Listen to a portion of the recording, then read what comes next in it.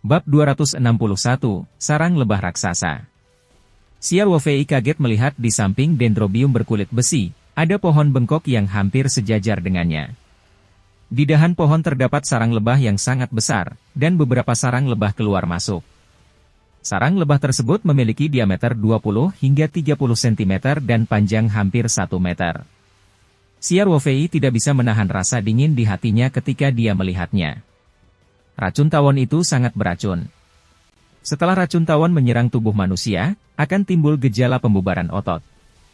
Dalam kasus yang serius, hal ini dapat menyebabkan kegagalan ginjal, dan bahkan kegagalan fungsi jantung dan sistem pernapasan. Seringkali ada laporan berita tentang orang yang meninggal setelah disengat lebah. Beberapa orang meninggal setelah disengat di 40,50 atau bahkan 20,30 tempat. Sarang lebah sangat besar sehingga setidaknya terdapat 1.000 hingga 2.000 sarang lebah. Jika dia secara tidak sengaja menarik sarang lebah untuk menyerangnya, Xiao Wei mungkin tidak dapat menggunakan kelopak bunga tepat waktu meskipun dia memiliki bunga eksotis. Mustahil melihat situasi di sini dari atas tebing. Baru saja, di sisi lain kolam, karena tertutupnya dedaunan dan fokus Xiao Wei dalam mengidentifikasi dendrobium berkulit besi, dia tidak memperhatikan sarang lebah. Sekarang talinya telah turun ke posisi ini, itu setara dengan gantung di udara. Xiao Wei bahkan tidak berani bernapas karena dia takut membuat Hornet khawatir. Dia mengamati dengan cermat beberapa saat, lalu dengan lembut menginjak tebing dengan kakinya dan meraih tali dengan tangan yang lain. Dia siap untuk mengumpulkan secara diam-diam sebelum dia terlihat. Menggantung di udara setara dengan sasaran kehidupan. Tidak peduli seberapa lincahnya dia, mustahil untuk lolos dari serangan lebah. Xiao Wei sudah sangat berhati-hati, tapi dia masih harus mengeluarkan suara. Tak lama kemudian, jaketnya secara tidak sengaja menyentuh dahan kecil di sekitarnya, dan langsung mengeluarkan suara gemerisik. Beberapa tawon berputar dan terbang menuju Xiao Wei. Dia telah ditemukan. Pada saat itu, rambut Xiao Wei berdiri tegak. Bertahun-tahun hidup di ujung pisau dan menjilati darah telah membuatnya merasakan bahaya yang besar. Tidak ada langit atau tanah di sini, dan kemungkinan besar sarang lebah akan keluar dengan kekuatan penuh pada saat berikutnya. Dihadapkan dengan ribuan atau bahkan ribuan tawon, Xiao Wei tidak dapat menggunakan kelopak bunga tepat waktu meskipun dia memiliki kemampuan untuk melakukannya. Meskipun dia memiliki seni bela diri yang luar biasa, Xiao Wei tidak memiliki cara untuk mempertahankan diri dari serangan lebah, selama sedikit racun dari setiap tawon masuk ke tubuh Xiao Wei. 1.000 hingga 2.000 tabuhan sudah cukup membunuh untuk seketika. Pikiran Xiao Wei sepertinya telah memasuki keadaan yang sangat halus. Semakin kritis momennya, dia akan semakin tenang. Ini juga sesuatu yang telah dia latih selama bertahun-tahun dalam kehidupan militer. Dalam 1/1000 detik, Xiao Wei membuat keputusan yang mungkin merupakan satu-satunya keputusan yang efektif. Tanpa ragu-ragu, dia memanggil gulungan petaroh dari telapak tangan. Kemudian, dia segera memasukkan lukisan itu ke dalam sakunya, memegang erat tali itu dengan satu tangan, dan menendang keras dengan kakinya. Seluruh tubuhnya terayun langsung ke arah sarang lebah. Sarang lebah raksasa itu semakin dekat. Saat itu, semua yang ada di hadapannya tampak bergerak lambat seperti di film. Xiao Wei dapat dengan jelas melihat lubang biasa di sarang yang terus membesar di matanya, dan hornet yang menakutkan di dalamnya. Pikiran Xiao Wei sangat tenang, dan matanya dipenuhi tekad. Dalam sekejap, Xiao Wei menggunakan momentum itu dan mendorongnya ke sarang lebah. Dia membungkus gigi, mengulurkan tangan, dan meraih bagian atas sarang lebah. Lalu, dia menariknya ke bawah. Wuzz! Ini benar-benar menusuk sarang lebah. Xiao Wei bisa mendengar suara mendengung di telinga. Dalam keadaan normal, akan ada 1 atau 2.000 tawon yang keluar dari sarangnya dan Xiao Wei akan ditembakkan dalam waktu yang sangat singkat. Namun, saat sarang lebah ingin pergi, seluruh sarang tiba-tiba menghilang ke udara, bersama dengan sebagian besar sarang lebah yang tidak berhasil keluar tepat waktu. Ya, ini adalah solusi yang langsung terlintas di benak Xiao Wei. Dia tahu bahwa dia tidak punya tempat untuk bersembunyi setelah ditemukan oleh Hornet. Satu-satunya cara untuk melarikan diri adalah dengan mengambil risiko dan menyimpan seluruh sarang lebah ke dalam ruangan. Keseluruhan proses harus tegas dan tepat. Jika Xiao Wei ragu-ragu, sarang lebah pasti sudah keluar. Pada saat itu, tidak ada gunanya meskipun dia menyimpan sarangnya di dalam medium. Selain itu, Xiao Wofei harus berhasil pada percobaan pertama karena tidak ada peluang untuk percobaan kedua. Menggunakan tali untuk mengayun, menarik ke bawah sarang lebah, dan mengumpulkannya, hanya ada satu kesempatan untuk keseluruhan proses, dan tidak ada ruang untuk mengulanginya. Untungnya, Xiao Wofei telah berada di unit komando Serigala Tunggal selama 7 tahun. Kekuatan mentalnya kuat, dan kondisi fisiknya bahkan lebih baik. Dia adalah prajurit pasukan khusus terbaik, selain itu, dia telah menyerap begitu banyak kelopak bunga yang aneh. Bahkan ia sendiri tidak bisa melihat secara langsung seberapa kuat kondisi fisiknya. Itulah sebabnya Xiao Wofei mampu membuat keputusan dalam sekejap dan berhasil dalam satu percobaan dalam keadaan yang sangat sulit, menyelesaikan krisis hidup dan mati. Setelah sarang lebah raksasa dimasukkan ke dalam dimensi, ada sekitar 20 hingga 30 sarang lebah yang berhasil melarikan diri. Xiao Wofei tidak berani lengah. Jika dia tidak menanganinya dengan hati-hati, 20 hingga 30 hornet ini masih bisa membunuhnya. Saat Xiao Wofei menyimpan sarang lebah raksasa di ruang petaroh, dia segera mengeluarkan belati militer yang telah bersamanya selama bertahun-tahun. Saat ini, kecepatan reaksi dan keterampilan Xiao Wofei jauh lebih baik daripada saat dia bertugas di unit komando Serigala Tunggal. Dia memegang tali itu erat-erat di satu tangan dan belati di tangan lainnya. Dalam cahaya dingin bilahnya, tawon itu terbelah menjadi dua dan jatuh ke dalam kolam di bawah. Namun kecepatan terbang lebah tersebut sangat cepat dan lintasannya tidak menuntu. Dalam waktu singkat, 20 hingga 30 penduduk ramai sehingga Xiao Wofei tidak mau tersengat 2 kali. Letak sengatannya berada pada lengan yang memegang tali karena tidak ada cara untuk menghindarinya. Lukanya dengan cepat membengkak, dan rasa sakit serta rasa mati langsung menular ke otaknya melalui sarafnya. Setelah memastikan bahwa dia telah menangani semua sarang lebah, Xiao Wofei punya ide. Dia mengeluarkan botol porselen dari ruang petaroh dan menuangkan beberapa larutan kelopak bunga ke lukanya. Ia merasakan sensasi dingin, dan pembengkakan di area merah dan bengkak dengan cepat mereda dengan kecepatan yang terlihat dengan mata telanjang. Xiao Wofei hanya menghela nafas lega setelah dia menyimpan larutan kelopak dan lukisan di telapak tangannya. Dia menyadari bahwa dia sudah basah kuyup oleh keringat dingin. Tadi itu terlalu berbahaya. Jika dia bereaksi lebih lambat sedetik dan sarang lebah itu meledak, bahkan para dewa pun tidak akan bisa menyelamatkannya. Sekarang sarang lebah raksasa berada di ruang petaroh, Xiao Wofei tidak mempedulikannya untuk saat ini. Saat Jian Jia sedang mengumpulkan sarang lebah, Xiao Wofei khawatir keenam anak anjing di ruang baru akan terluka oleh sarang lebah, jadi dia menyimpan sarang lebah di ruang aslinya. Adapun cara mengatasi sarang lebah di ruang aslinya, itulah langkah selanjutnya yang perlu diperhatikan. Xiao Wofei kemudian dengan cepat mengumpulkan besi kulit dendrobium beserta akarnya, kemudian, dia terus turun dan menggali semua besi dendrob kulit di tempat lain. Totalnya ada 6 batang, semuanya besi pembohong murni dendrobe kulit. Xiao Wofei mengikuti tali dan memuat dinding batu. Kemudian, dia kembali ke kolam. Dia mengemas semua dendrobe berkulit besi di tas pendakiannya ke dalam kantong plastik dan menyimpannya di ruang petaroh. Kemudian, dengan GPS yang digenggam di tangannya, dia melanjutkan perjalanan sepanjang rute yang telah ditentukan. Karena dia sudah ada di sini, dia tentu ingin mencari candi dendrobium sebanyak mungkin. Dengan cara ini, saat dia melakukan pemotongan penanaman di ruang petaroh di masa depan, dia bisa membuat skala yang lebih besar dalam sekali jalan. Mengenai sarang lebah raksasa, dia harus menanganinya setelah dia kembali ke 3 gunung. Bab 262, Bermalam di Gunung Laoyan. Saat Xiao Wofei bergerak maju, dia meluangkan waktu untuk memanggil gulungan petaroh dari telapak tangannya dan menggunakan pikirannya untuk mengamati situasi para tawon. Dia menemukan bahwa lebah hornet terbang di sekitar ruang aslinya dengan panik. Ketika Xiao Wofei merasakan ribuan tawon menutupi langit, kulit kepalanya mati rasa dan dia merasakan ketakutan yang berkepanjangan. Jika dia tidak bereaksi tepat waktu, dia tidak akan mempunyai peluang melawan begitu banyak hornet.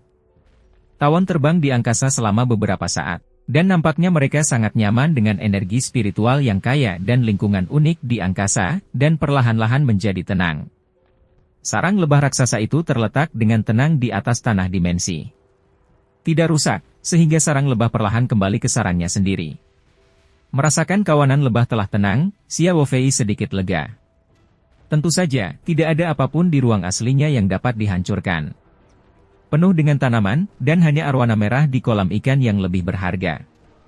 Namun, mereka hidup di udara, dan dalam keadaan normal. Lebah tidak dapat menyerang mereka. Karena itulah Xiao Ruofei memasukkan sarang lebah ke dalam media tanpa khawatir. Xiao Ruofei menyimpan lukisan itu dan terus bergerak maju. Sepanjang jalan, dia berjalan dan berhenti, dan berhasil menemukan 5 atau 6 besi pembohong dendrobekulit. Dia memasukkan semuanya ke dalam kantong plastik dan menyimpannya di ruang petaro. Di malam hari, Xiao Ruofei menemukan batu dan bersiap untuk membangun kemah. Dia mengeluarkan tenda, kantong tidur, dan barang-barang lainnya dari ruang petaro. Meskipun ini adalah peralatan sipil, itu tidak menjadi masalah bagi Xiao Ruofei yang sangat terampil. Setelah mengutak-atik mereka dan membaca prosesnya, dia berhasil membangun tenda. Bagi Xiao Ruofei, bertahan hidup di alam pembohong hanya makan dan minum. Dia merasa tidak nyaman di pegunungan. Setelah mendirikan tenda, dia mengambil belati dan pergi ke hutan. Setengah jam kemudian, Xiao Ruofei kembali hadir bersama seekor kelinci pembohong dan burung pegar. Dia langsung pergi ke sungai kecil yang berukuran 50 hingga 60 meter dan dengan terampil menangani mangsanya dengan belati militer. Saat Xiao Ruofei kembali ke tenda, langit sudah gelap. Xiao Ruofei menggantungkan lampu kemah di tendanya. Dia telah menagihnya terlebih dahulu di hotel tadi malam dan itu bisa bertahan selama 60 jam. Lampu oranye merah mencapai tenda, menciptakan lingkungan yang sangat hangat. Kemudian, Xiao Ruofei menyalakan api di depan tenda. Xiao Ruofei mengeluarkan panci kemah, beberapa sayuran, dan ikan mas besar dari mediumnya. Dia menggunakan udara di kolam spasial untuk memasak sepanci besar sup ikan dan menggoreng 2 sayuran. Terakhir, dia memotong burung pegar menjadi beberapa bagian dan memasukkannya ke dalam panci. Dia menuangkan air dari kolam spasial, tambahkan sedikit jahe, arak masak, dan garam, dan mulai merebus sup ayam. Saat sup burung pegar mendidih, Xiao Ruofei meletakkan kelinci yang sudah disiapkan di atas api unggun dan mulai memanggangnya. Xiao Ruofei sangat familiar dengan ini. Dapat dikatakan bahwa kondisi saat ini jauh lebih baik daripada pelatihan bertahan hidup di alam liar di Angkatan Darat. Saat dia berlatih di alam pembohong, dia tidak membawa jatah apapun selama lebih dari 10 hari. Dia hanya memiliki belati militer dan menurut aturan persembunyiannya, dia tidak diperbolehkan menyalakan api. Xiao Ruofei bahkan makan daging ular dan tikus mentah.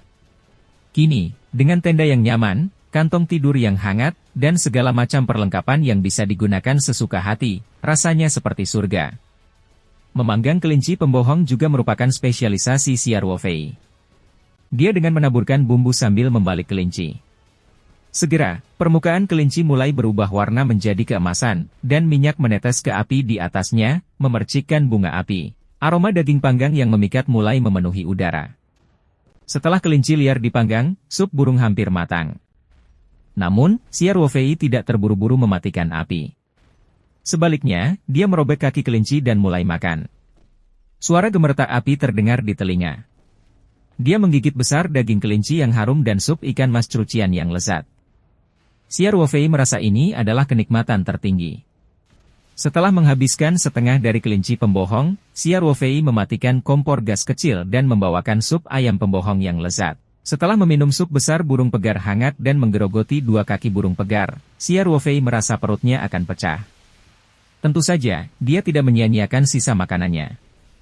Kelinci langsung dipanggang dikemas dalam kantong pengawet tertutup, dan sup ikan mas serta burung pegar juga ditutup dan dikirim ke ruang petaroh. Ruang petaroh ini bahkan lebih berguna daripada lemari es terbaik di dunia. Selama makanan tidak bersentuhan langsung dengan tanah, makanan tersebut tidak akan membusuk berapapun lamanya disimpan. Setelah makan dan minum sepuasnya, Xiao Ruofei mandi di tepi sungai dan kembali ke tenda. Pertama, dia menyebarkan bubuk obat khusus di sekitar area tersebut untuk mencegah serangan ular, serangga, tikus, dan semut. Kemudian, dia menambahkan cukup banyak kayu kering ke dalam api di bawahnya. Kemudian, dia masuk ke dalam tenda, membuka kantong tidurnya, dan mulai beristirahat.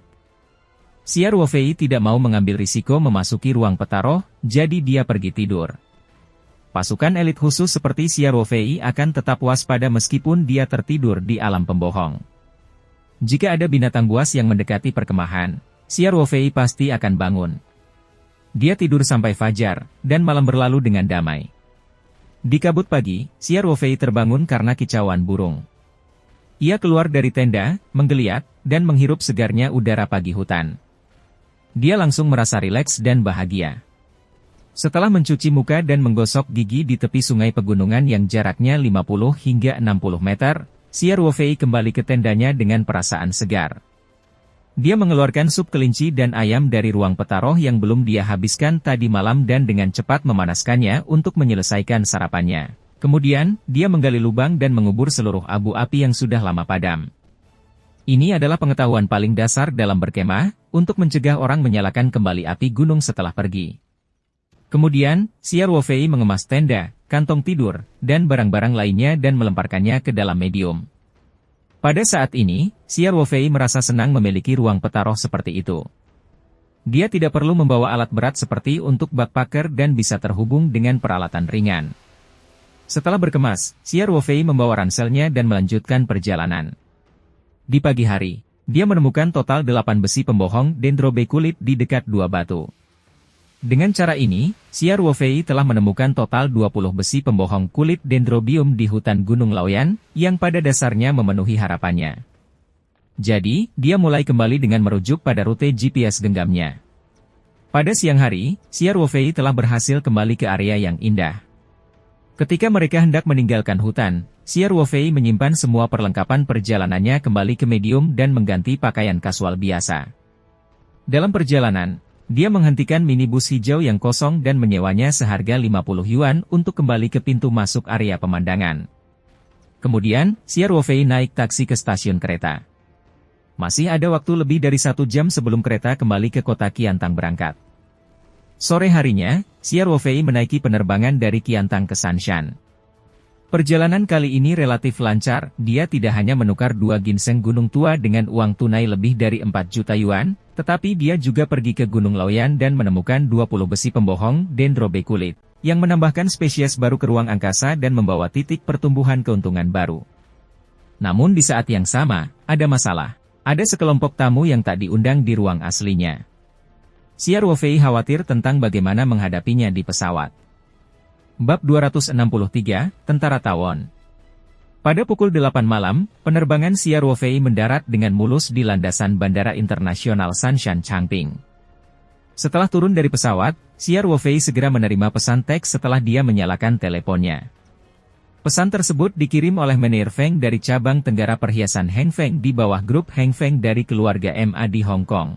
Dia memberitahu Xiao Ruofei bahwa giok bernilai 4 juta yuan yang diminta MA Ziming untuk disiapkan sudah siap dan dia bisa pergi untuk mengambil barangnya kapan saja.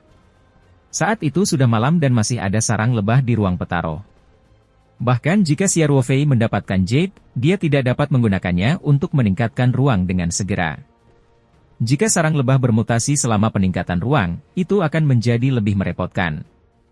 Meskipun peningkatan sebelumnya tidak mempengaruhi hewan di sela sama sekali, sarang lebah berbeda dengan arwana merah dan anak anjing. Mereka sangat agresif.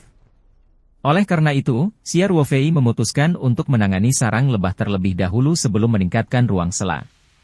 Oleh karena itu, Xiao Ruofei membalas pesan Meneer Feng dan membuat janji untuk pergi besok pagi untuk menukarkan giok tersebut.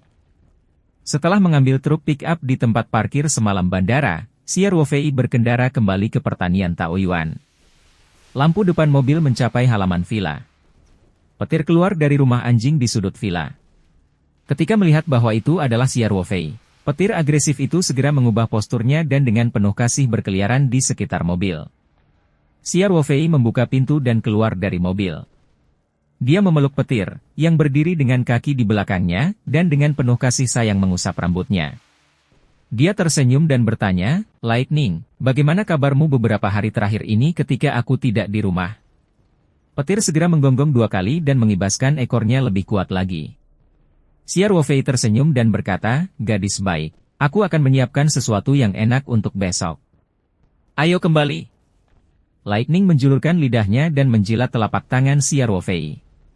Kemudian, ia kembali ke kandangnya. Ye Lingyun telah melihat mobil Xiao Ruofei memasuki pertanian melalui kamera tersembunyi di dalam ruangan, jadi dia berjalan ke pintu saat ini. "Saudara Xia." Ling Yun, kamu telah bekerja keras selama 2 hari terakhir ini. Xiao Wofei tersenyum dan terus bertanya, apakah semuanya normal di pertanian dan lokasi konstruksi? Jangan khawatir, Saudara Xia. Semuanya normal. Ye Ling Yun menjawab, kemajuan konstruksinya sangat cepat. Lapisan semen pertama telah selesai. Kamu telah bekerja keras? Xiao Wofei menampar bahu Ye Ling Yun dan berkata, Saudara Xia, apakah kamu sudah makan malam? Apakah kamu ingin aku menyiapkan sesuatu untuk kamu makan? Kamu Ling Yun bertanya. Saya makan di pesawat. Xiao Wofei tersenyum dan berkata, saya akan kembali ke kamar saya. Kamu juga harus istirahat lebih awal. Pakan. Saudara Xia, kamu harus istirahat. Ye Ling Yun berkata, aku masih harus membawa petir untuk patroli sekitar jam 10 nanti. Sejak perkebunan bunga persik resmi beroperasi, Ye Ling Yun, kepala keamanan, telah memenuhi dan berpatroli beberapa kali setiap malam. Xiao Wofei mengambil 2 langkah dan berbalik. Ling Yun, menurutku kamu terlalu lelah. Kamu harus memeriksa kamera pengintai dan berpatroli di area tersebut. Tidak ada yang mau berganti shift bersamamu. Ini bukan apa-apa, Saudara Xia. Ye Ling Yun tertawa. Ini jauh lebih mudah dibandingkan saat aku masih di Angkatan Darat, meski begitu, kamu tidak bisa melakukannya secara berturut-turut. Xiao Wofei berkata, bagaimana dengan ini, Ling Yun? Ayo rekrut 2 orang lagi dan jadikan mereka angkatan pertama karyawan Departemen Keamanan Perusahaan Surga. Kalau tidak baik bagimu untuk selalu menjadi komandan. Lihat apakah ada kandidat yang cocok. Akan lebih baik jika mereka adalah rekan pensiunan kita. Bantu saya merekomendasikan 2. Saudara Xia, tidak perlu, aku bisa melakukannya sendiri, kata Ye Ling Yun. Ini adalah perintah. Xiao Wofei tidak memberikan ruang untuk negosiasi. Kamu bisa bertahan sekarang, tapi bagaimana kalau setelah sekian lama? Selain itu, kita akan memiliki lebih banyak bisnis di masa depan, dan skala pertanian juga akan semakin besar. Bisakah kamu mengurusnya sendiri? Xiao Wofei melanjutkan, kalau begitu sudah beres. Lihatlah sekeliling 2 hari ini. Kami akan mencoba menyelesaikannya dalam waktu seminggu. Melihat tekad Xiao Wofei, kamu Ling Yun hanya bisa berkata tanpa daya, baiklah kalau begitu. Saya akan menghubungi mantan rekan saya dan bertanya. Xiao Wofei mengangguk dan terus menaiki tangga. Saudara Xia, terima kasih. Kata Ye Ling Yun dari belakang Xiao Wofei. Xiao Wofei pertunjukkan tangannya tanpa menoleh ke belakang dan segera naik ke atas. Setelah kembali ke dalam ruangan, Xiao Wofei segera mengunci pintu dan memanggil lukisan roh dari telapak tangan. Kali ini, dia tidak terburu-buru ke medium, sebaliknya, dia menggunakan pikirannya untuk merasakan situasi tawon di medium. Ketika dia menyadari bahwa sarang lebah sangat tenang dan hanya beberapa sarang lebah yang berterbangan, dia memasuki media tersebut. Di bawah kendali Xiao Wofei yang disengaja, dia muncul lebih dari 30 meter dari sarang lebah. Begitu dia memasuki kondisi sedang, Xiao Wofei dalam keadaan siaga tinggi. Jika ada masalah, dia akan meninggalkan ruang petaroh pada saat pertama. Untungnya, semuanya tenang dan tawon tidak menyadari kemunculan Xiao Wofei yang tiba-tiba. Faktanya, mereka sangat menikmati lingkungan ruang ini. Semangat yang kaya membuat mereka ingin berlama-lama. Sejak sarang lebah dimasukkan ke dalam medium hingga saat ini, hanya kurang dari 1 hari telah berlalu di dunia luar, namun 30 hingga 40 hari telah berlalu di dalam medium. Sarang lebah ini sudah beradaptasi dengan lingkungan di luar angkasa. Xiao Wofei menggunakan pikirannya untuk terhubung dengan ruang. Dengan sangat cepat, kekuatan tak kasat mata membungkus sarang lebah itu seolah-olah ditutupi dengan penutup transparan. Xiao Wofei dengan hati-hati mendekati sarang lebah. Kenyataannya, cukup mudah bagi Xiao Wofei untuk membunuh sarang lebah di luar angkasa. Dia hanya perlu menggunakan kekuatan ruang yang tak terlihat untuk menahan seluruh sarang lebah. Lalu, apakah dia menggunakan obor api untuk membakar tawon ini, atau sekadar memindahkan seluruh sarang tawon ke dalam air kolam ikan? Dia bisa membunuh mereka semua tanpa melewatkan satu kata pun. Namun, ketika Xiao Wofei memikirkan tentang kekuatan membunuh yang mengerikan dari tawon 2000, dia tiba-tiba merasa sedikit enggan untuk membunuh mereka dengan mudah. Jika saya bisa menggunakan tawon ini, itu sama saja dengan mengeluarkan pasukan tawon yang sangat mematikan dari udara. Xiao Wofei berkata dalam hatinya. Mendengar hal ini, Xiao Wofei mencoba mengendalikan tawon dengan pikiran. Setelah banyak upaya, 4 atau 5 Hornet di luar dapat dikendalikan. Namun, Xia Ruofei harus menggunakan kekuatan ruang untuk mengendalikan mereka. Terus terang, tawon dikendalikan oleh kekuatan luar angkasa. Xia Ruofei tidak bisa memberikan instruksi kepada Hornets dengan pikiran dan mereka akan mengikuti mereka sampai tuntas. Lupakan. Saya akan menyimpannya untuk saat ini dan melihatnya setelah ruangnya ditingkatkan. Xia Ruofei berkata di dalam hatinya, tetapi sebelum itu, saya harus memastikan bahwa tawon ini tidak akan menimbulkan ancaman baru. Xia Ruofei berpikir dan memikirkan cara untuk mendapatkan yang terbaik dari kedua dunia. Setelah membuat keputusan, Xia Ruofei tidak bertahan terlalu lama di media. Ia bahkan tidak terburu-buru menanam besi pembohong kulit Dendi. Dia masuk ke ruang baru dan bermain dengan Blackie dan yang lainnya untuk sementara waktu. Setelah memberi mereka makanan, dia meninggalkan ruangan sambil berpikir. Itu adalah malam yang tenang. Pagi berikutnya, Xia Ruofei meninggalkan pertanian Taoyuan dengan truk pikapnya. Namun, dia tidak pergi langsung ke kota Sanshan untuk mencari Meneer Feng dari perhiasan Heng Feng untuk menukar bahan giok. Sebaliknya, ia membelokkan mobilnya ke jalan raya nasional menuju Kabupaten Changping. Bab 264, Bumi Evolusi yang Mengguncang. Xia Ruofei pertama kali menemukan pabrik mekanik di pinggiran kota Changping dan mempercayakan mereka untuk memasak sangkar besi persegi panjang dengan panjang dan lebar 1 meter serta tinggi 2 meter. Ia juga meminta mereka memasang jaring logam serupa di bagian dalam dan luar sangkar besi. Karena Xia Ruofei telah menawarkan harga 2 kali lipat, pabrik pemrosesan mekanis secara alami tidak mengatakan apa-apa dan segera mulai memproses sangkar besi. Itu tidak memerlukan konten teknis apapun. Xia Ruofei bahkan tidak memiliki persyaratan apapun untuk ditampilkan, dia juga tidak perlu mengecatnya. Selama mereka menyelesaikan pekerjaan lainnya, mereka bisa mendapat ketidakseimbangan 2 kali lipat, jadi mengapa tidak? Setelah Xia Ruofei membayar deposit, dia pergi ke kota Sanshan. Di perhiasan Heng Feng cabang Tenggara, Xia Ruofei mendapat bagian giok senilai 4 juta yuan dari Meneer Feng. Sama seperti kali terakhir, Xia Ruofei mengambil barangnya terlebih dahulu, lalu segera pergi ke bank untuk mentransfer uang dan dengan senang hati menyelesaikan transaksinya. Setelah meninggalkan bank, Xia Ruofei menelepon pabrik mesin dan mengetahui bahwa kandangnya sudah siap. Jadi, dia mengambil giok itu dan kembali ke pabrik memproses mesin di Kabupaten Changping. Sangkar besi berukuran besar itu ditempatkan di halaman pabrik pengolahan mesin. Sesuai permintaan Xia Ruofei, panjang dan lebarnya masing-masing 1 meter dan tingginya sekitar 2 meter.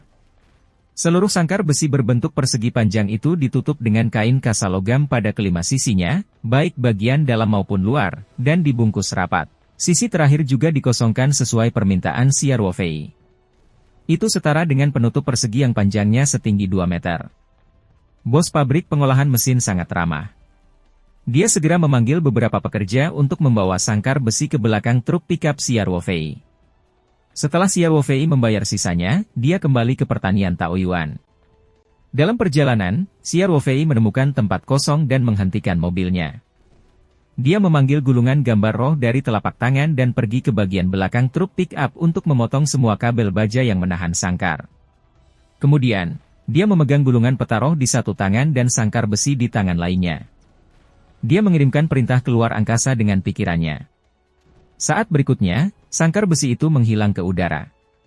Di ruang peta roh, sangkar besi jatuh dari langit dan menutupi sarang lebah raksasa sesuai instruksi Xia Ruofei. Niat awal Xia Ruofei membuat sangkar besi adalah untuk menambahkan perisai pelindung di luar sarang lebah. Dengan cara ini, jika terjadi sesuatu, dia bisa mengendalikannya. Lagi pula, jumlahnya terlalu banyak. Jika seperti tadi malam, Xia Ruofei telah mengganggu seluruh sarang lebah. Jika tidak, setelah semua sarang lebah terbang keluar, akan sangat sulit bagi Xia Ruofei untuk mengendalikan lebih dari 2000 lebah sekaligus, bahkan dengan kontrol spasialnya yang kuat. Menambahkan perlindungan seperti itu sama dengan menambahkan lapisan asuransi. Xia Ruofei merasakan situasi di ruang tersebut dan melihat bahwa sangkar besi telah muncul pada posisi yang telah ditentukan. Dia kemudian kembali ke kursi pengemudi dengan pikiran tenang dan kembali ke perkebunan bunga persik. Ketika Xia Ruofei sampai di rumah, dia membawa kotak logam besar berisi jade dan langsung naik ke kamarnya.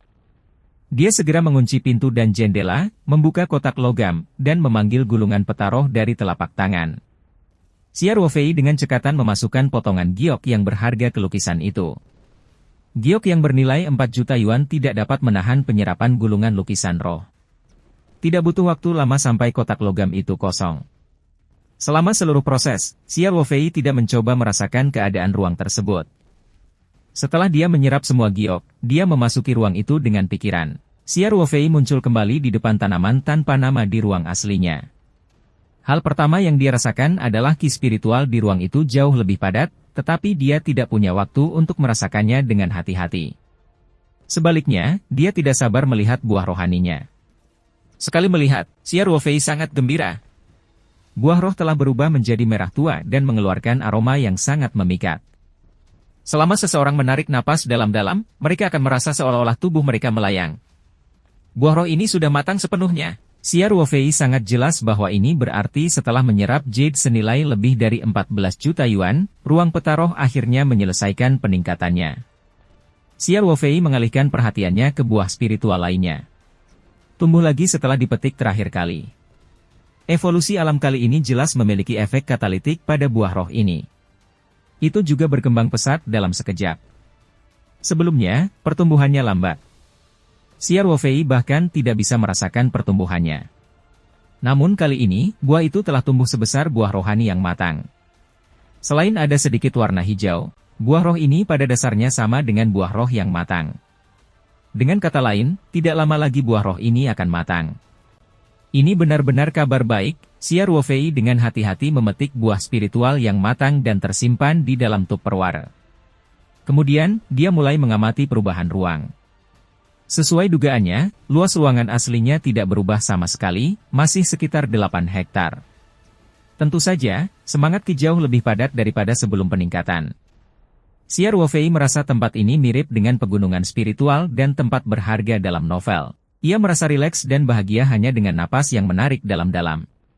Dalam lingkungan seperti itu, bahkan tanpa penundaan waktu, hewan dan tumbuhan akan tetap tumbuh lebih cepat dan berkualitas lebih tinggi dibandingkan dunia luar. Xia Ruofei berjalan mengitari ruang aslinya dan tidak melihat adanya perubahan lainnya. Dia kemudian pergi ke ruang baru. Begitu dia memasuki ruang baru, Xia Ruofei tiba-tiba merasa bahwa seluruh dunia menjadi lebih luas. Kepadatan energi spiritual di sini sama dengan ruang aslinya, namun ukuran ruangnya benar-benar berbeda. Setelah peningkatan, Xia Ruofei merasa seluruh ruangan sangat luas dan tidak terbatas. Tentu saja, ini hanya apa yang dia lihat dengan mata telanjang. Terlebih lagi, dia masih harus mengukur seberapa besar luasnya. Namun, ada perubahan yang lebih nyata. Seluruh medan telah berubah. Bukit tersebut setidaknya memiliki tinggi 2 kali lipat, dan tampak sedikit curam dan menjulang tinggi. Dan aliran sungai yang mengalir di sekitar gunung kecil itu juga semakin melebar, menjadi sungai, dan juga sedikit memiliki momentum yang bergelombang. Danau kecil di ujung sungai telah meluas beberapa kali. Telaga kecil yang semula hanya berukuran sekitar 1 mu ini kini berkilauan dan tak lagi tampak seperti kolam kecil. Xia Ruofei sudah siap secara mental. Dia tahu bahwa setelah peningkatan, ruang baru akan meluas dan berubah sampai batas tertentu. Namun dia tidak menyangka perubahannya akan begitu besar. Di masa lalu, ukuran ruang asli akan berlipat ganda setiap kali ditingkatkan, tetapi ruang baru jelas lebih besar darinya. Entah itu luasnya, sungai, danau, atau bahkan gunungnya, semuanya beberapa kali lebih besar dari ukuran aslinya. Evolusi kali ini bisa dikatakan mengguncang bumi. Dia naik ke puncak gunung dan melihat sekelilingnya, yang semakin menegaskan penilaiannya. Tidak lagi mudah untuk melihat selaput luar angkasa di jarak jauh dengan mata telanjang. Xia Ruofei melompat ke kendaraan segala medan dan langsung menuju ke membran luar angkasa. Dia berjalan mengelilingi seluruh ruang di sepanjang membran ruang angkasa dan membayangkan secara kasar bahwa total luas ruang baru itu mendekati 200 hektar, perbandingan terakhir kali ia belum sepenuhnya berevolusi, ukurannya 5 kali lebih besar. Dengan kata lain, evolusi menyeluruh kali ini telah menyebabkan seluruh ruang melakukan lompatan dari perubahan kuantitatif ke perubahan kualitatif. Hal ini menjelaskan mengapa ruang tersebut hanya berkembang dari 20 mu menjadi 40 mu setelah menyerap 10 juta yuan giok terakhir kali, namun kali ini, ruang tersebut meluas menjadi 200 mu setelah hanya menyerap 4 juta yuan giok. Xia Ruofei memarkir mobilnya dan pergi ke tablet batu misterius itu dengan sedikit antisipasi dan kecemasan. Xia Ruofei telah memeriksa tablet batu itu sebelum berevolusi. Meskipun dia tidak menemukan apapun, dia tidak bisa melupakan cahaya keemasan yang dia lihat sekilas. Sekarang setelah evolusi ruang angkasa telah selesai, dan hubungan spiritualnya dengan ruang angkasa telah meningkat secara signifikan, akankah dia menemukan sesuatu yang baru di tablet batu? Bab 265, menjelajahi tablet batu lagi. Xia Ruofei berjalan ke tablet batu dan perlahan mengulurkan tangan kanannya. Kemudian, tangannya yang sedikit gemetar dengan lembut menekan tablet batu itu. Dia menutup matanya dan memfokuskan pikirannya untuk merasakannya. Black Ye, Da Mao, dan Er Mao, yang selama ini mengikuti Xia Ruofei, sepertinya menyadari bahwa dia sedang melakukan sesuatu yang sangat penting. Beberapa anak anjing tidak mengeluarkan suara, tetapi berdiri di sekitar Xia Ruofei dengan waspada, meskipun tidak ada bahaya di ruang ini. Xia Ruofei segera merasakan hubungan akrab itu. Meskipun masih samar, itu jelas lebih dekat dari sebelumnya. Pikiran Xia Ruofei masih dipenuhi kabut tak berujung. Berdasarkan pengalaman sebelumnya, Xia Ruofei segera memfokuskan pikirannya dan menjelajahi kabut. Setelah beberapa saat, Xia Ruofei berhasil menemukan titik emas yang tidak dapat ia lupakan. Cahaya keemasan di kabut sepertinya mengandung semua kebenaran dunia. Saat pikiran Xia Ruofei merasakannya, seolah-olah jiwanya menghela nafas dengan nyaman. Terakhir kali Xia Ruofei merasakan cahaya keemasan ini, energi spiritualnya telah habis dan dengan cepat dikeluarkan oleh tablet batu. Kali ini jelas jauh lebih baik. Mungkin karena menguatnya hubungan spiritual Xia Ruofei dengan luar angkasa, atau tentu saja, peningkatan kemampuannya sendiri. Lao Ai masih akan menyerap kelopak bunga aneh itu secara teratur untuk memperkuat kemampuannya. Xia Ruofei memusatkan seluruh perhatiannya untuk merasakan cahaya keemasan. Xia Ruofei bisa merasakan cahaya keemasan semakin jelas dan besar, seolah-olah dia sedang memperbesarnya. Xia Ruofei merasa seolah seluruh jiwanya bermandikan cahaya lembut. Kegembiraan yang datang dari lubuk jiwanya membuatnya gemetar. Lambat laun, Xia Ruofei merasakan cahaya keemasan itu berubah menjadi manusia emas kecil. Terlebih lagi, orang emas mungil ini tidak tinggal diam. Dia mendemonstrasikan serangkaian gerakan yang sangat aneh. Tangan, kaki, badan, kepala. Berbagai gerakan digabungkan menjadi postur yang aneh. Kelihatannya mirip dengan yoga, tetapi hanya bentuknya. Xia Ruofei dapat merasakan bahwa pada dasarnya ini tidak ada hubungannya dengan yoga, meskipun gerakannya sama luar biasa. Meskipun gerakan pria emas kecil itu sangat aneh, hal itu memberi Xia Ruofei perasaan koordinasi yang tak tertandingi. Tangan dan kakinya jelas terpelintir dengan sudut yang luar biasa, tapi sangat nyaman untuk dilihat. Seolah-olah ini adalah postur yang paling cocok untuk langit dan bumi. Segera, Xia Ruofei merasa energi spiritualnya hampir habis. Dia mengertakkan gigi dan memfokuskan pikirannya untuk merasakan setiap gerakan pria emas kecil itu. Dia menemukan bahwa pria emas kecil itu memperagakan total 9 postur, dan setelah setiap peragaan, pria emas kecil itu akan memulai dari postur pertama lagi dan lagi, mengulanginya. Xia Ruofei berkonsentrasi untuk merasakan lingkungan sekitar, tidak ingin melewatkan detail apapun. Segera, dia merasakan sakit yang menusuk di pikirannya. Dia mengerang dan pikirannya dengan cepat dikeluarkan dari loh batu. Xia Ruofei mengamati tablet batu tanpa kata itu dalam-dalam dan merasa bahwa itu tidak terduga. Dia tahu bahwa hanya ini yang bisa dia rasakan dari tablet batu setelah evolusinya. Jika dia ingin terus menjelajah, dia harus menunggu hingga evolusi berikutnya. Xia Ruofei memikirkan 9 postur pria emas kecil yang baru saja dia rasakan. Jantungnya berdetak kencang dan dia duduk.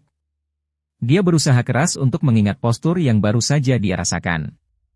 Namun hasilnya membuatnya pucat karena ketakutan. Xia Ruofei menyadari bahwa selain posisi pertama, yang dapat dia ingat dengan jelas seolah-olah tercetak di benaknya, dia telah sepenuhnya melupakan 8 posisi lainnya. Namun, dia ingat dengan jelas bahwa pria emas kecil itu telah mengulangi 9 postur tersebut. Namun, ketika mencapai 8 posisi terakhir, Xia Ruofei tidak memiliki kesan sama sekali. Dia tidak dapat mengingatnya sama sekali. Xia Ruofei tidak bisa mengerti. Dia jelas telah mencoba yang terbaik untuk mengingat 9 rangkaian postur, dan waktu yang dia gunakan untuk melihat postur aneh ini juga sama. Secara logika, mustahil baginya untuk hanya mengingat satu set dan sepenuhnya melupakan 8 set lainnya. Memori selektif? Apa yang sedang terjadi? Meskipun Xiao Fei bingung, dia harus menerima kebenarannya. Namun, dia semakin penasaran dengan satu-satunya postur aneh yang bisa dia ingat. Oleh karena itu, Xiao Fei memutuskan untuk mencobanya. Postur aneh ini membutuhkan banyak fleksibilitas, tapi Xiao Fei berpikir dia bisa melakukannya. Dia dengan cepat memasang pose sulit sesuai ingatannya. Namun, selain sedikit rasa sakit di beberapa ligamen yang tertarik, Xiao Fei tidak berpikir ada yang istimewa dari rangkaian gerakan ini. Dia mengerutkan alisnya sedikit dan dengan cermat memeriksa gerakannya sendiri. Dia membandingkannya dengan gerakan pria emas kecil yang terukir dalam di benaknya. Kemudian, dia menyadari ada sedikit perbedaan antara gerakannya dan gerakan pria emas kecil itu. Oleh karena itu, Xiao Fei melakukan beberapa penyesuaian. Faktanya, hanya ada perbedaan kecil seperti kepalanya kurang bersandar dan kakinya kurang lurus. Namun, saat Xiao Fei menyesuaikan tubuhnya ke posisi yang tepat, dia merasakan sakit yang luar biasa. Seolah-olah semua meridian di tubuhnya ditarik. Xiao Fei menghirup udara dingin dan berkeringat dingin. Namun, Xiao Fei mengertakkan gigi dan bertahan. Samar-samar dia bisa merasakan bahwa rangkaian gerakan pria emas kecil itu luar biasa dan ingin bertahan selama mungkin. 7 tahun hidup di pasukan khusus telah mengasah ketekunan Xiao Fei. Dia menahan rasa sakit yang tidak dapat dibayangkan oleh orang biasa setiap detiknya. Butir-butir keringat terus menetes dari dahinya, tapi dia bertahan. 1 menit berlalu. 2 menit berlalu. Setelah sekitar 5 menit, bibir bawah Xiao Fei berdarah karena menggigitnya. Dia akhirnya tidak bisa bertahan lebih lama lagi dan terjatuh ke tanah. Dia tidak bisa lagi mempertahankan postur aneh itu. Aneh tapi begitu Xiao Fei keluar dari posisi itu, rasa sakit yang menusuk tulang segera hilang. Yang menggantikannya adalah kenyamanan yang luar biasa. Xiao Fei merasa seperti berada di sumber air panas. Seluruh tubuhnya terasa hangat. Setelah istirahat sejenak, Xiao Fei berdiri. Yang mengejutkan, dia menyadari bahwa kulitnya mulai mengeluarkan kotoran hitam yang berbau busuk. Ini hanya terjadi setelah Xiao Fei menyerap kelopak bunga eksotis itu. Mungkinkah rangkaian gerakan yang tampak sederhana dan aneh ini sebenarnya lebih efektif daripada menyerap kelopak bunga aneh itu? Xiao Fei tiba-tiba memikirkan hal ini. Dia berjalan menuruni gunung. Saat dia mengambil langkah pertamanya, dia langsung merasakan tubuhnya jauh lebih ringan. Dia segera sampai ke tanah datar di kaki gunung dan mencoba melakukan lompat jauh berdiri. Xiao Fei dengan mudah melompat lebih dari 3 meter tanpa menggunakan seluruh kekuatannya. Ini adalah hasil dari seorang atlet tingkat tinggi. Aku benar-benar menjadi seringan burung layang-layang. Xiao Fei sedikit tercengang. Xiao Fei lebih sadar akan nilai dari gerakan yang tampaknya sederhana namun aneh ini. Xiao Fei tidak punya waktu untuk memeriksa apakah ada perubahan lainnya. Dia segera meninggalkan ruang petaro. Karena tubuhnya lengket dan berbau busuk, Xiao Fei tidak tahan lagi. Dia tidak sabar untuk mandi. Bab 266, Semudah Lengan dan Jari. Xiao Fei kembali ke dunia luar dan mandi 3 kali di kamar mandi sebelum akhirnya dia bisa menghilangkan minyak hitam yang lengket seperti kotoran di tubuhnya. Setelah berganti pakaian olahraga, Xiao Fei kembali ke tempat baru. Dia sangat menantikan gerakan yang tampak aneh itu. Xiao Fei tidak sabar merasakan perubahan pada tubuhnya saat berada di kamar mandi. Ia merasa perubahan itu cukup untuk digambarkan sebagai kelahiran kembali. Untuk dapat mencapai efek luar biasa hanya dalam 5 menit. Postur yang terlihat tidak istimewa kecuali keanehan ini jelas tidak biasa. Xiao Fei juga ingat bahwa pria emas kecil itu telah menunjukkan total 9 posisi. Dia semakin menantikannya. Perubahan apa yang akan terjadi pada tubuhnya setelah posisi tersebut? Namun, tidak peduli seberapa kerasnya Xiao Fei mencoba mengingatnya, dia tidak dapat mengingat apapun. Seolah-olah bagian memori itu telah diblokir. Xiao Fei tidak punya solusi yang lebih baik. Dia berspekulasi bahwa ada 2 kemungkinan. Pertama, saat dia menanamkan postur pertama secara ekstrim, atau lebih tepatnya, saat dia mencapai standar tertentu, postur berikutnya akan tidak terkunci. Kedua, itu hanya bisa dibuka setelah ruang ditingkatkan lagi.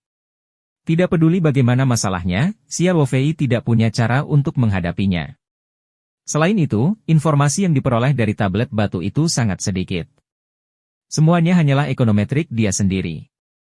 Setelah Xia Ruofei memasuki ruang baru, dia tidak mau mencoba postur aneh itu lagi. Namun dia menyadari bahwa sekeras apapun dia berusaha, dia tidak berhasil melakukannya. Setiap kali dia hendak menyelesaikan seluruh gerakannya, kekuatan robekan dari meridian di tubuhnya akan segera menjadi sangat besar. Semua meridian akan terasa seperti ditusuk jarum, jadi dia tidak bisa mempertahankannya sedetik pun. Ini bukan lagi masalah yang bisa diselesaikan dengan kemauan keras. Itu sepenuhnya di luar kendalinya. Xia Ruofei juga merasa bahwa bertindak terlalu jauh sama buruknya dengan tidak melangkah terlalu jauh. Jika dia benar-benar memaksakan diri melakukan ini, tubuhnya mungkin akan terluka parah. Tanpa informasi lebih lanjut, Xia Ruofei hanya bisa mencoba mencari tahu. Dia tahu bahwa postur ini tidak dapat diulangi setelah pertama kali. Kemungkinan terbesarnya adalah dia memerlukan waktu tertentu untuk pulih. Mungkin tubuhnya belum beradaptasi dengan perubahan yang ditimbulkan oleh latihan pertama. Meridian di tubuhnya mungkin masih relatif rapuh dan tidak tahan dengan latihan kedua. Setelah 2 kali gagal, Xia Ruofei memutuskan untuk meninggalkannya untuk sementara waktu. Dia akan mencoba lagi setelah interval yang lebih lama. Xia Ruofei kembali ke tempat semula dan mengeluarkan larutan kelopak bunga yang encer. Dia mengkonsumsinya dan dengan cepat memulihkan energi mentalnya. Kemudian, dia pergi ke tablet batu di ruang baru dan mencoba untuk kedua kalinya. Pada akhirnya, dia tidak terkejut. Dia masih dapat merasakan melalui loh batu bahwa lelaki emas kecil itu terus-menerus memperagakan 9 rangkaian gerakan, tetapi selama pikirannya meninggalkan loh batu, dia masih hanya dapat mengingat rangkaian gerakan pertama, dan 8 rangkaian lainnya tampak seperti itu. Untuk sekali lagi diselimuti kabut luas. Setelah mencoba 2 kali, Xia Ruofei akhirnya menyerah. Rangkaian gerakan pertama telah memberikan manfaat besar, namun seseorang harus tetap puas dengan apa yang dimilikinya. Xia Ruofei memutuskan untuk meninggalkan semua ini. Dia bermain dengan Blackie dan yang lainnya sebentar di ruang baru dan memberi mereka makanan. Aliran waktu di ruang baru sama dengan dunia luar, jadi Blackie dan yang lainnya masih anak-anak anjing. Tentu saja, lingkungan unik di ruang baru memungkinkan mereka tumbuh sangat kuat dan kokoh. Tidak kalah dengan anjing dewasa di dunia luar. Xia Ruofei memutuskan untuk membiarkan Blackie dan yang lainnya tinggal di medium lebih lama. Bagaimanapun, ki spiritual di sini dapat mengubah tubuh mereka dan meningkatkan kecerdasan mereka. Ketika mereka besar nanti, Xia Ruofei akan membawa mereka ke dunia luar. Xia Ruofei kembali ke ruang aslinya. Setelah merasakan perubahan setelah peningkatan ruang, perhatiannya kembali ke sarang lebah raksasa.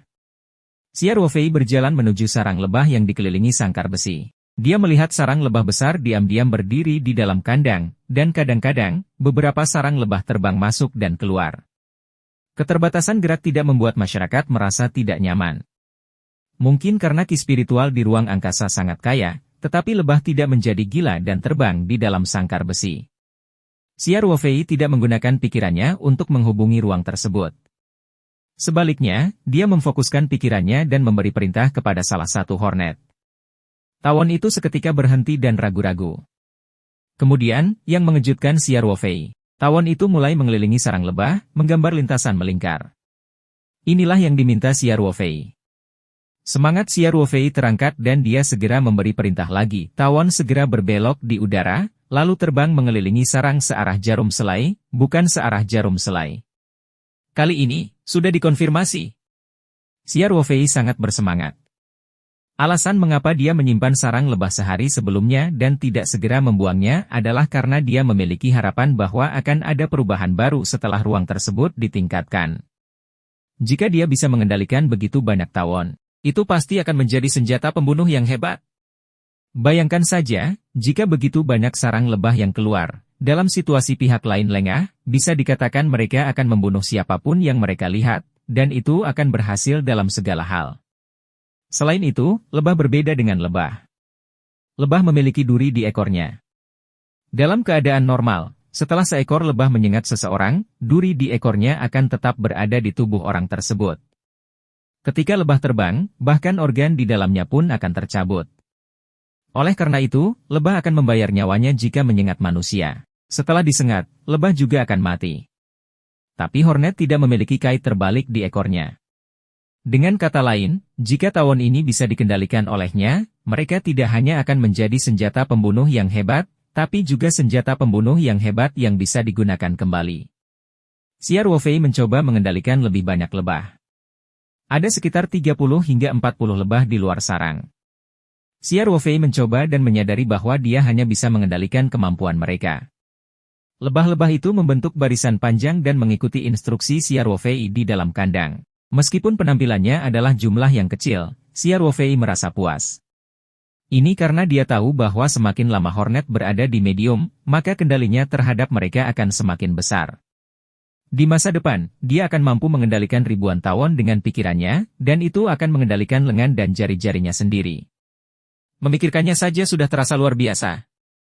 Untuk memastikan pemikirannya, Xiao Ruofei bahkan berlari ke kolam ikan dan memberikan instruksi kepada ikan mas rumput dan ikan mas cucian di dalam kolam. Dia tidak menggunakan kekuatan ruang tak kasat mata untuk menahan mereka, tetapi langsung memberikan perintah kepada ikan tersebut. Benar saja, ikan tersebut, yang jauh lebih besar dari tawon, mengikuti perintah Xiao Ruofei dan sekitarnya di kolam ikan seperti tentara yang sedang diperiksa. Xiao Ruofei pertama kali menyadari bahwa dia dapat mengendalikan setidaknya 50 hingga 60 ikan pada saat yang bersamaan. Dia akhirnya bisa menenangkan pikirannya, dia sudah mampu mengendalikan lebih banyak ikan ini dalam medium untuk waktu yang lama, dan selama dia punya cukup waktu. Mengendalikan pasukan lebah bukanlah impiannya. Xiao Ruofei mulai merencanakan langkah selanjutnya. Sarang lebah pasti tidak bisa ditinggalkan di tempat aslinya. Waktu berlalu terlalu cepat di sini, dan kehidupan masyarakat terlalu singkat, sehingga harus dipindahkan ke tempat baru. Ini adalah masalah yang paling mendesak. Pikiran Xiao Ruofei sedikit bergerak. Kekuatan ruang yang tak terlihat membungkus sangkar besi dan sarang lebah di dalam sangkar besi dan memindahkannya ke ruang baru dalam sekejap. Xiao Ruofei juga masuk ke ruang baru dan memerintahkan Black Ye dan yang lainnya untuk menjauh dari sangkar besi besar. Selain itu, dia akan menandai suatu area di ruang baru dan sekitarnya sebagai area khusus untuk ditinggali para tawon. Lahan di ruang baru itu sangat luas, dan tidak menjadi masalah untuk menampung 1 atau 2 MU tanah. Langkah selanjutnya adalah mulai menebang dan menanam besi pembohong dendrop kulit yang telah susah payah dikumpulkannya. Xiao Ruofei tiba-tiba merasa jauh lebih sibuk. Bab 267, Istriku, Aku Datang. Setelah Xiao Ruofei meninggalkan medium, dia pergi ke pertanian untuk berpatroli. Di rumah kaca, Cao Tieshu dan para pekerjanya dengan hati-hati merawat tanaman sayuran. Ketika dia melihat Xiao Ruofei, Cao Tieshu dengan bersemangat melaporkan situasi rumah kaca sayuran. Setelah benih yang direndam oleh Xiao Ruofei bertunas, mereka tumbuh jauh lebih cepat daripada sayuran serupa bahkan di dunia luar. Masing-masing dari mereka tumbuh dengan sangat baik. Xiao Ruofei bahkan secara khusus menanam sayuran hijau dan tidak menggunakan pupuk atau pestisida apapun. Meski begitu, tidak ada lubang cacing pada sayuran tersebut. Dengan kata lain, setelah benih direndam dan disiram dengan jumlah kelopak bunga yang sangat sedikit, pengendalian hama pada sayuran tersebut tidak perlu bertanya sama sekali. Xiao Ruofei merasakan pencapaian saat dia melihat deretan sayuran yang rapi di rumah kaca, seolah-olah itu adalah tentara yang sedang diperiksa. Sejujurnya, keuntungan menanam sayuran tidak berarti apa-apa bagi Xiao Ruofei. Namun, tujuannya adalah membangun merek kelas atas. Merek makanan kelas atas harus memiliki variasi yang kaya, baik itu sayuran biasa, buah-buahan, trufle, atau makanan kelas atas lainnya yang mungkin muncul di masa depan. Hanya dengan mencakup bahan-bahan sehari-hari dan produk-produk premium kelas atas, popularitas merek ini dapat terus berkembang. Dan justru bahan-bahan sehari-hari inilah yang dapat memperluas popularitas dan pengaruh merek tersebut. Menjadi janda tidak layak, harus dikembangkan secara maksimal. Ini adalah pemikiran yang diikuti oleh Xiao Ruofei. Xiao Ruofei mengakui pekerjaan Cao Tieshu dan para pekerja lainnya. Setelah memberi mereka beberapa kata penyemangat, dia kembali ke lokasi pembangunan. Seperti biasa, Manierli secara pribadi menjaga lokasi pembangunan. Seluruh lokasi konstruksi juga berjalan lancar. Masing-masing pekerja memilikinya masing-masing, dan masing-masing dari mereka gesit dan terampil. Sekali melihat saja sudah cukup untuk mengetahui bahwa mereka adalah tim konstruksi yang berpengalaman. Liang Qichao masih sangat prihatin dengan urusan Xia Ruofei, dan Meneerli tentu saja tidak berusaha keras dalam pekerjaannya. Dia menempatkan dirinya pada posisi petani di banyak tempat dan berusaha menghemat biaya dengan tetap menjaga kualitas dan kuantitas. Selain itu, agar tidak mengganggu pekerjaan pertanian dan menimbulkan kerusakan lingkungan jalan pabrik, Meneerli juga secara khusus meminta tim konstruksi untuk membuka pintu samping sementara di sini, sehingga semua truk dan truk terak bisa masuk dan keluar dari pabrik. Pintu samping papan semen lantai 1 sudah selesai dibangun. Ada pekerja yang menyiram dan merawat papan semen. Ada pula pekerja yang membuat perancah, membersihkan lokasi, membongkar muat bahan bangunan, DLL. Singkatnya, tidak banyak pekerjaan di bangunan induk, namun tidak ada staf yang menganggur. Dia telah menggunakan metode inovatif secara ilmiah secara ekstrim. Xia Ruofei sangat puas. Dia menyuruh Pang Hao untuk memesan makanan dan anggur dari daerah pada hari sakit sebagai hadiah kepada semua orang ketika mereka selesai bekerja di malam hari. Xia Ruofei kembali ke villa setelah berjalan-jalan. Saat ini, hanya Xia Ruofei dan Ye Lingyun yang tinggal di villa tersebut. Setelah Ibu Huzi kembali ke kota, Ye Lingyun juga mengambil pekerjaan paruh waktu sebagai koki. Dialah yang mengurus makanannya. Xia Ruofei dan Kamu Lingyun makan siang bersama. Kemudian, tanpa istirahat, mereka meninggalkan pertanian Taoyuan dengan truk pick-up mereka. Ia menemukan pabrik yang khusus membuat pagar kawat berduri dan memesan beberapa pagar yang bisa dirakit. Xia Ruofei akan membuat sebidang tanah di ruang baru, yang luasnya sekitar 1,5 mu, dan menutupnya dengan kawat berduri agar tawon dapat berkembang biak dan hidup. Oleh karena itu, ia harus menambahkan jendela besi baik di bagian dalam maupun luar pagar kawat. Rencana Xia Ruofei adalah membentuk area seluas 30 meter kali 30 meter dengan tinggi sekitar 10 meter. Area bagian atas akan dibuat dari batangan baja dan ditutup dengan pagar kawat dengan standar yang sama. Xia Ruofei telah memesan pagar dengan kualitas sedang. Dengan penambahan rangka baja atas dan material lainnya, total biayanya sekitar 20.000 yuan. Xia Ruofei membayar deposit dan memberikan alamat gudang yang disewakannya kepada produsen. Dia meminta mereka untuk meneleponnya setelah selesai dan mengirimkannya langsung ke gudang. Setelah memasang pagar, Xia Ruofei hendak kembali ke villa pertanian untuk melihatnya. Dia ingin meluangkan waktu untuk menanam tanaman dendrobium liar yang dia temukan di Gunung Laoyan 2 hari lalu di ruang selanya. Saat Xia Ruofei sedang dalam perjalanan pulang, teleponnya berdering. Xia Ruofei memperlambat mobilnya dan mengangkat teleponnya. Ketika dia melihat bahwa itu adalah calon ayah mertuanya, Ling Xiaotian, yang menelepon. Dia segera memakai earphone Bluetooth dan menjawab panggilan tersebut. Paman Ling, kata Xia Ruofei. Ruofei, apakah kamu melupakan sesuatu? Ling Xiaotian bertanya. Xia Ruofei tercengang. Apakah ayah mertuanya tidak senang karena beberapa hari ini dia tidak mengunjunginya? Dia sangat sibuk sepanjang waktu, selain itu, kali terakhir di kamar Ling Qingsui, jika bukan karena kerabat Ling Qingsui yang datang, dia mungkin akan melakukan sesuatu yang keterlaluan. Pada saat itu, Ling Qingsui dengan malu-malu mengatakan bahwa dia akan membiarkan Xia Ruofei melakukan apapun yang dia inginkan kali lain. Xia Ruofei telah mengajak Ling Qingsui mengadakan 2 kali, tetapi dia tidak juga muncul. Oleh karena itu, Xia Ruofei terlalu malu untuk mengunjunginya. Hal ini untuk menghindari kecanggungan Ling Qingsui.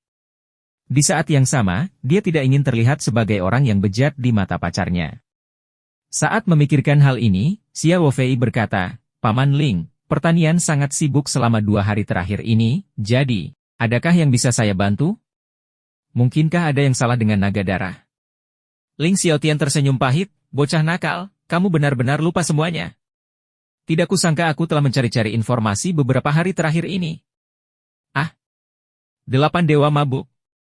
Ling Xiaotian mengingatkannya dalam suasana hati yang buruk, apakah kamu ingat apa yang kamu janjikan padaku terakhir kali? Xia Ruofei menepuk keningnya dan berkata, Ayah, saya benar-benar melupakannya. Paman Ling, aku benar-benar minta maaf, terakhir kali mereka minum. Ling Xiaotian sangat mengagumi 8 dewa mabuk Xia Ruofei yang meningkat. Dia bahkan memiliki niat untuk bekerja sama dengan Xia Ruofei untuk mengakuisisi kilang anggur Dingfeng yang memproduksi Drunken Eight Immortals. Mereka berdua akan mengelola minuman keras yang lebih baik ini bersama-sama. Pada saat itu, Xiao Ruofei mengatakan bahwa dia akan membawakan 8 dewa mabuk versi produksi massal ke Ling Xiaotian sesegera mungkin dan hanya akan membuat keputusan setelah dia di depannya. Xiao Ruofei sibuk selama beberapa hari, dan dia melupakannya setelah perjalanannya ke Gunung Laoyan. Xiao Ruofei tentu saja merasa malu karena melupakan tugas pertama yang diberikan oleh calon ayah mertuanya. "Nak, sepertinya kamu tidak terlalu bisa diandalkan," Ling Xiaotian berkata. "Ini adalah bisnis yang bernilai puluhan juta, mampukah kamu berusaha lebih keras?" Xiao Ruofei dengan cepat tersenyum meminta maaf dan berkata, "Paman Ling, ini semua salahku. Bagaimana kalau ini? Saya akan memberikannya kepada orang-orang dari perusahaan Anda yang ada di sini untuk mengambil sayuran besok pagi dan meminta untuk membawanya kepada Anda sesegera mungkin. Jangan menunggu sampai besok. Jika kamu punya waktu luang, datanglah sekarang," kata Ling Xiaotian. "Saya sedang di rumah." Aku bebas, aku bebas." Xiao Ruofei tersenyum pahit. "Mohon tunggu sebentar, aku akan pergi sekarang." "Bagus, bagus, bagus." Ling Xiaotian memasang ekspresi aneh di wajahnya. Tinggal di kamar kerja pada malam hari dan mengotori penyiaran, tidak peduli bagaimana orang mendengarnya, itu penuh makna. Xiao Ruofei dengan cepat menjelaskan, "Paman Ling, aku terlalu mabuk kemarin.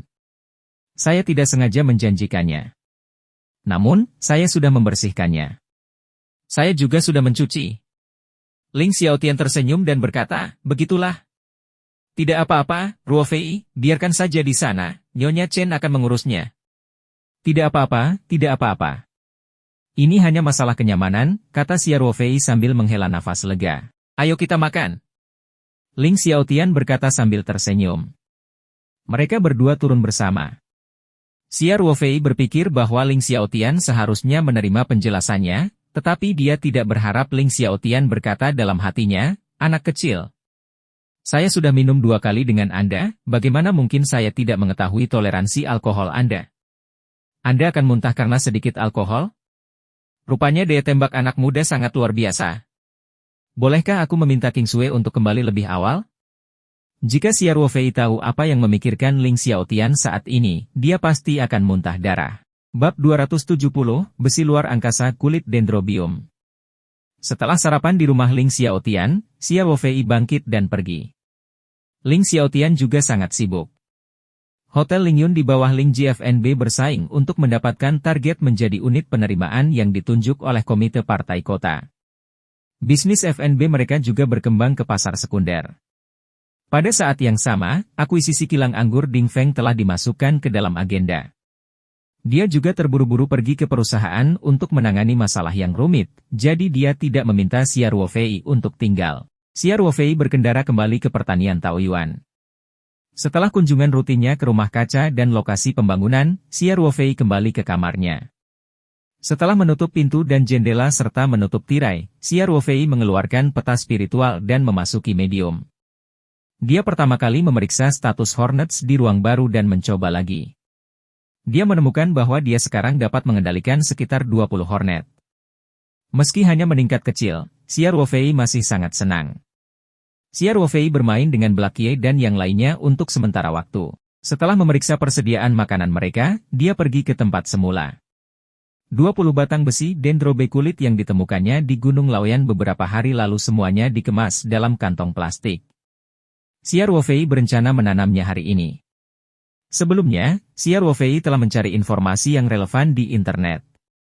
Teknik pemotongan tanam dendrobium berkulit besi ini tidak rumit. Yang perlu dia lakukan hanyalah memotong batang tua menjadi beberapa bagian setiap 2 atau 3 tunas, lalu melanjutkan pemotongan. Di dunia luar, sayatan mungkin perlu didesinfeksi dan ada hal lain yang perlu diperhatikan. Namun, dalam lingkungan seperti ruang petaroh, Xiao Ruofei pada dasarnya tidak perlu terlalu banyak mempertimbangkan. Dia mengeluarkan belati militer dan memotong besi kulit dendrobium yang dia kumpulkan menjadi potongan-potongan kecil. Setiap besi dendrobe kulit memiliki 6 atau 7 batang tua yang panjang, dan setiap batang tua dapat dipotong menjadi 7 atau 8 bagian. Oleh karena itu, setelah memproses 20 besi dendrob kulit, Xiao Ruofei telah memperoleh hampir 1000 batang. Pertama-tama dia melemparkan kupingnya ke dalam kotak penyurtiran, lalu menuangkan larutan kelopak bunga yang telah diaduk untuk merendamnya. Selama proses perendaman, Xia Wofei pergi ke tempat dia menanam sayuran. Saat ini, sebagian besar ladang sayur sudah kosong.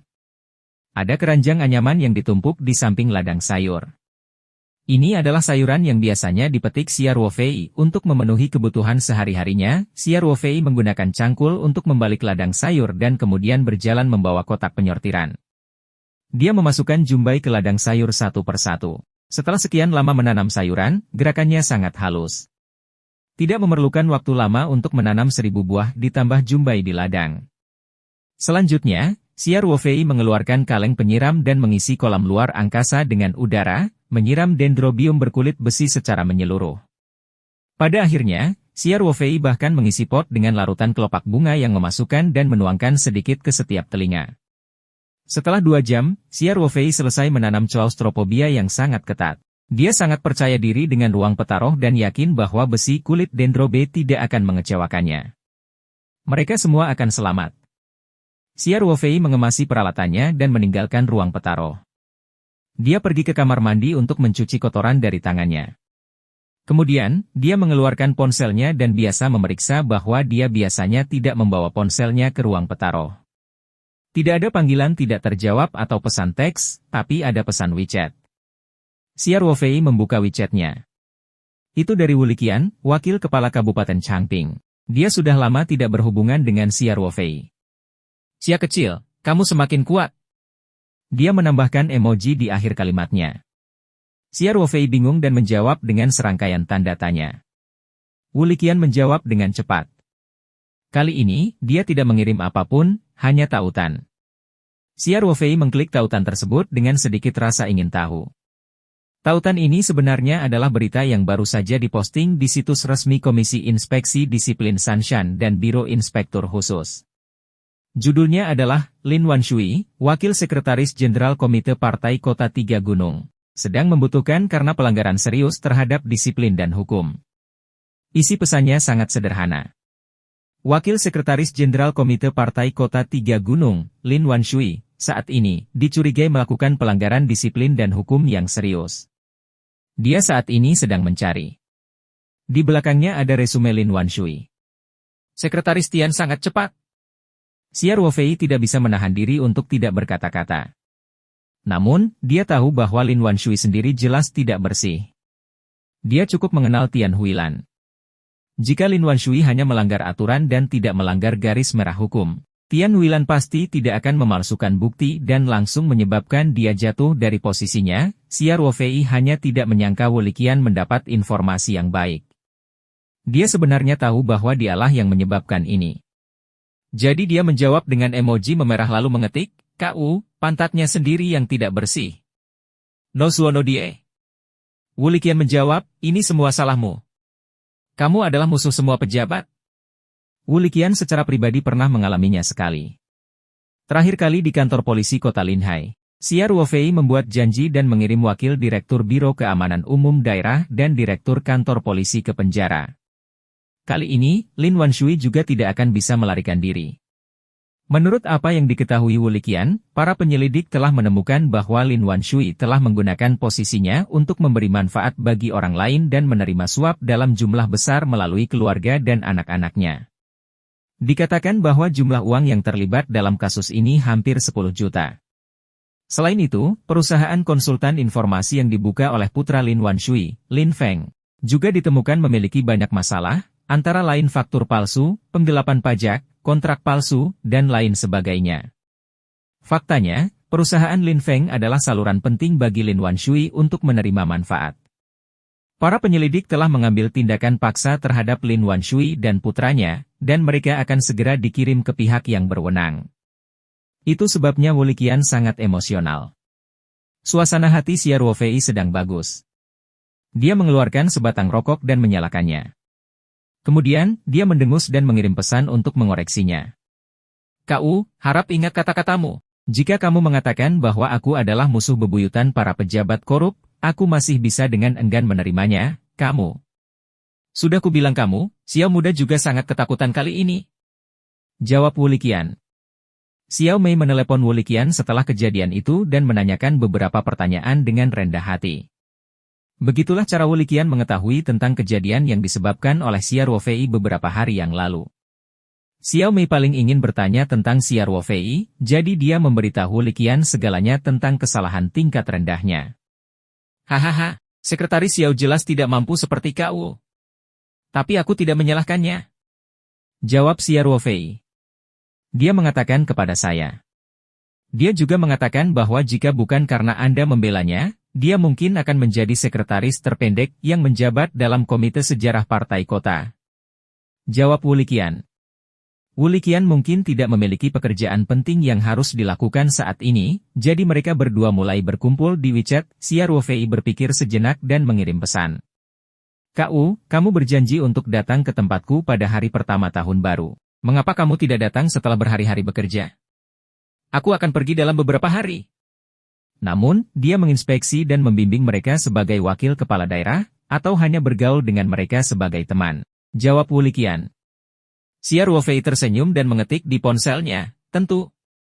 Ajaklah saudara ipar bersamamu untuk mensubscribe channel Dongeng Malam, like, komen, dan share ke teman kalian. Aku akan mentraktir kalian pengalaman wisata pedesaan yang sesungguhnya. Saya kira Anda harus menunggu beberapa tahun, ada apa? Saya belum menikah. Di mana Anda akan menemukan saudara ipar?